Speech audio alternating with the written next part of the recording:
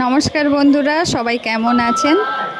আজকে একটা নতুন রেসিপি বানাবো, চিলি চিকেন। আপনারা সবাই খেয়েছেন, কিন্তু এই চিলি চিকেনটা একদম সিম্পল এবং খুব সহজেই বানানো যায়। সেই জন্য একটা পাত্র নিয়েছি, তাতে একটা ডিম ভেঙে দিয়ে দিলাম। তারপরে দিচ্ছি কর্নফ্লাওয়ার দিলে চিকেনটা বেশ খেতে ভালো হয়, নরম হয়।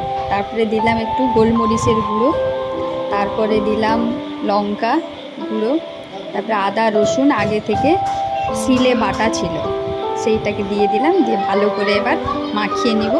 মাখিয়ে এর উপরে ছোট ছোট করে কাটা চিকেনটা দিয়ে দেবো, দিয়ে একসাথে মাখিয়ে নেব। তারপর কড়াই বসিয়ে দিয়েছি, তেল গরম হতেই চিকেনগুলোকে দিয়ে দিলাম, একটা একটা করে ছড়িয়ে দিব। এবার হালকা আঁচে, আঁচটা কম রাখতে হবে। আঁচ বাড়িয়ে দিলে, গ্যাসের আঁচ যদি বাড়িয়ে দেন তাহলে কিন্তু পুড়ে যাবে, ভেতরটা ভালো করে হবে না। তাই হালকা আঁচে ভেজে নিলাম। এভাবে বাকি সবগুলোকে ভেজে নেব। দেখুন ভেজে নিয়েছি, কি সুন্দর কালারটা এসছে, ভালো লাগছে দেখতে। তারপরে এই যে পেঁয়াজ কিউব করে কেটে নিয়েছি, একটা পেঁয়াজকে 4 টুকরো করবেন।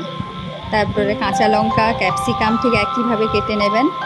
তারপর আদা কুচি, রসুন কুচি কেটে নেবেন একইভাবে। দেখুন একটা কড়াই বসিয়ে দিয়েছিলাম, দেওয়ার পরে আদা কুচি, রসুন কুচিটাকে দিয়ে একটু খালি নাড়াচাড়া করে তারপরে যা যা ছিল, পেঁয়াজ কিউব করে কাটা ছিল সেটা দিয়ে দিলাম, ক্যাপসিকাম, লঙ্কা, নুন, তারপরে দিলাম একটু সয়া সস, তারপরে দেব টমেটো সস।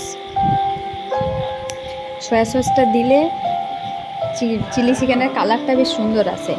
তবে এইগুলো সবগুলোকে মিশিয়ে একটু 1-2 মিনিট নাড়াচাড়া করবেন। তারপরে নাড়াচাড়া করার পর চিকেনগুলো যেগুলো আগে ভেজে রেখেছিলাম সেগুলোকে দিয়ে দিলাম। দিয়ে দেওয়ার পর তাকে ভালো করে একটু নাড়তে হবে, যেমন আমরা মশলা কষাই না সেরকম ভালো করে একটু নাড়তে হবে।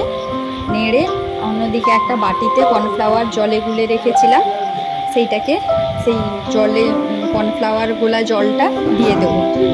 আর একটু সামান্য পরিমাণ জল দেব, কারণ হচ্ছে একটু খালি গ্রেভি থাকবে, তো জন্য আরেকটু এক্সট্রা জলও আমি অ্যাড করেছি। তারপরে দিয়ে দিলাম একটু চিনি, কারণ চিনিটা দিলে বেশ স্বাদের ব্যালেন্সটা ঠিক আছে। নুন চিনি একসাথে ব্যালেন্সটাকে ঠিক করে। তারপরে দেখুন কি সুন্দর কালারটা এসছে, দেখতে ভালো লাগছে কিনা। আর একটু জল দিলাম, কারণ একটু ফুটবে চিলি চিকেনটা, তারপরে নামাবো, জলটা অনেকটা টেনে নিই। দেখুন দেখতে কি সুন্দর হয়েছে, গন্ধটাও বেশ সুন্দর এসছে। কিন্তু এইভাবে আপনারা ঘরে বানিয়ে খাবেন, দেখবেন ভালো লাগবে। একদম সোজা, বেশি কিছু লাগবে না, বানিয়ে খেতে পারবেন। সবাই ভালো থাকবেন, সুস্থ থাকবেন।